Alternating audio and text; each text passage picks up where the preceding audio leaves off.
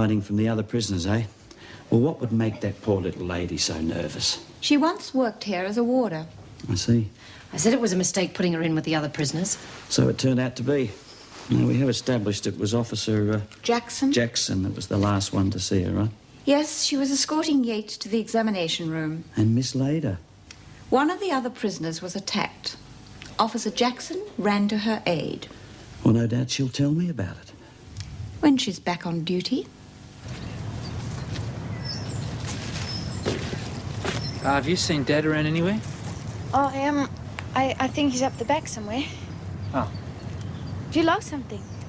Let's take it first. Oh, I don't think you find them in the fernery. No. And anyway, if you're thinking of pruning the roses, they've already been done. We got you to do them. Mm-hmm. He showed me how. And I've got a couple of thorns to prove it. They look nasty. I'll survive. Have you had tetanus shots? Well, look, if the skin's been broken, you shouldn't be pushing your hands in the soil like that. Yeah, but any holes that I've got are being blocked up by thorns. Really? Give me a look. Look, you should take more care of yourself.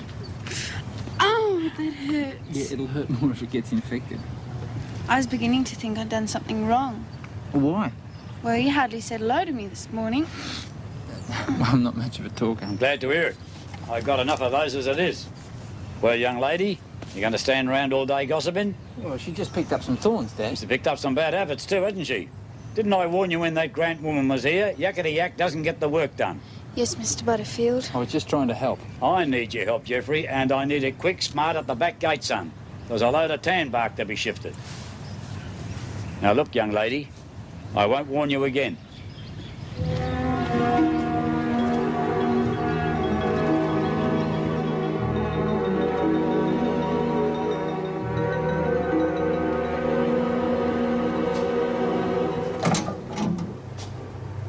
Hey, rat trap features. Piss off, you fat bitch. Don't like your own company, eh? Can't say I blame you. I don't think I'd like your company myself. You wait till I get out of here. When you get out of here, you better watch yourself. I'm taking over from B, get it? Me. And you better toe the line, or next time you won't end up in the pound, you'll end up in the bloody hospital. I'll fix you for what you've done to me. Yeah, well, I'd have a sudden lapse of memory about that if I were you. Otherwise, you might end up like Yatesy. Yeah, she turned up. Stone cold dead in one of the dryers. Truth. Been there for 2 days, they reckon. Or maybe I'm telling you something you already know. What do you mean? Well, you were running neck and neck with Yatesy when she got to the laundry, weren't you? That's what I heard.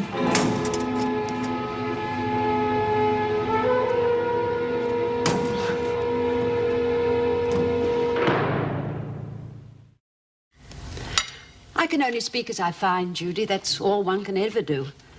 Bea isn't what your mother would call a nice woman, but given a good husband, she would have made a decent life for herself. Must be awful, all your friends being locked up. Not now that I've got you. And him. Oh, and him, too. Now eat your greens. You're going to need plenty of iron. Why don't you go and see Bea while she's in hospital? Not allowed, I'm afraid.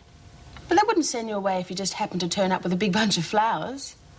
You'll get me into trouble, young woman. They'd let you stay for just a minute. I doubt it. Oh, Gran, you never know till you try. That's what you keep telling me. Well, I was going to send her the cyclamen. Well, I can take it. I've got to go to the clinic. We'll both take it.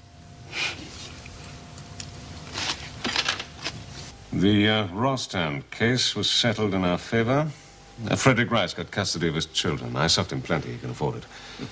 Oh, and Karen Travers, do you remember her? I managed to get her sentence reduced. Legal aid again? We do have to do some legal aid, even if it's just for the look of it. We don't have to turn down lucrative work for charity cases. Where did you hear that? Right in this office. If I'd known that you'd gone into the wrecking business, I would have flown back sooner. This firm was a go project when I took over. What have I got now? Charity cases. Come, Charles, we do have to make some allowance for charity. Oh, humbug. I picked you out of law school for 2 reasons. You were bright, and you were hungry. If you're setting up as a charitable institution, you can find yourself another partner, mate. Now, listen, Charles. No, I've got to go and take my tablets. I think I left my stomach in Hawaii.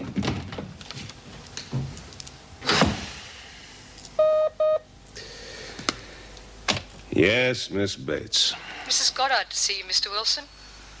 All right. Send her in, will you? Oh, we do have the Dismals. Clara.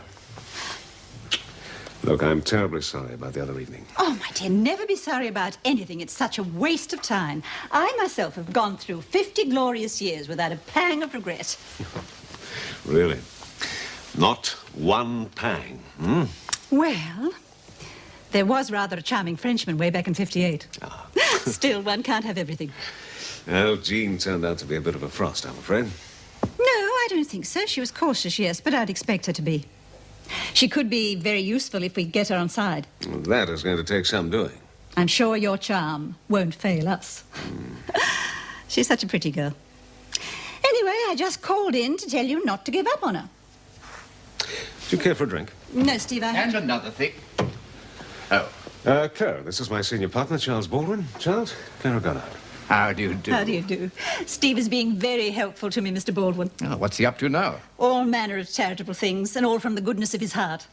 I'm a dreadful freeloader, I'm afraid. But a delightful one. I'm glad Steve's taking care of you. We like to help where we can. Don't we, Steve?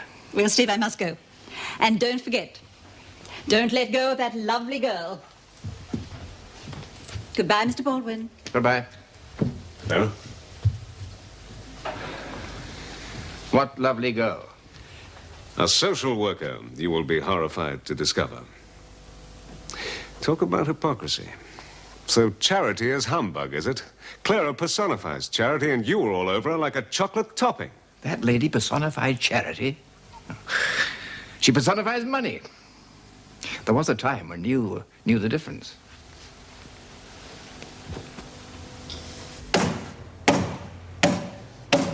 Come on, you lazy bitches. Stop that, Burke. Stop it at once. Now, what the hell do you want? I want to see the governor. Rubbish. You just want to get out of solitary. That's your trouble. I won't warn you again. I know who killed Yatesy. Don't you think the governor should know?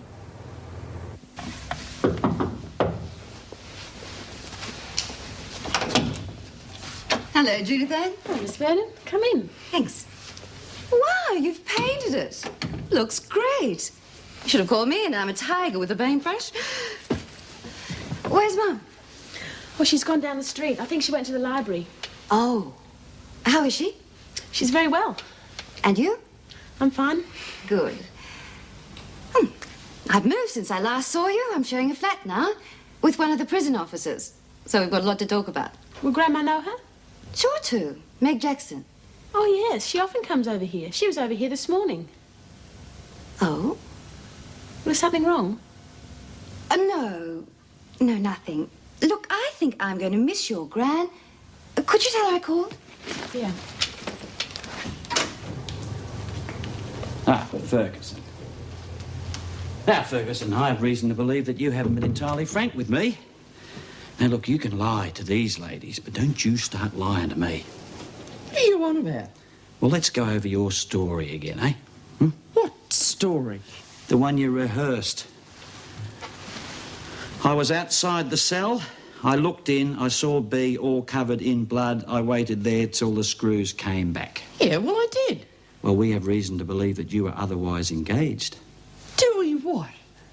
Well, you're a big girl. It would take a big girl to stuff Yates into the dryer after having laid her out first. Oh, what with? Well, we have reason to believe an iron. Oh, I get it. I've been set up again. It's that Nolan, isn't it? We have a witness. Look, I swear to you, Mrs. Davidson, I was with B. Not all the time. Mrs. Jackson had to look for you to lock you in your cell. And she found me outside the dunny. That's where I was, wasn't it? Put her in solitary, Mrs. Jackson, until we get this sorted out.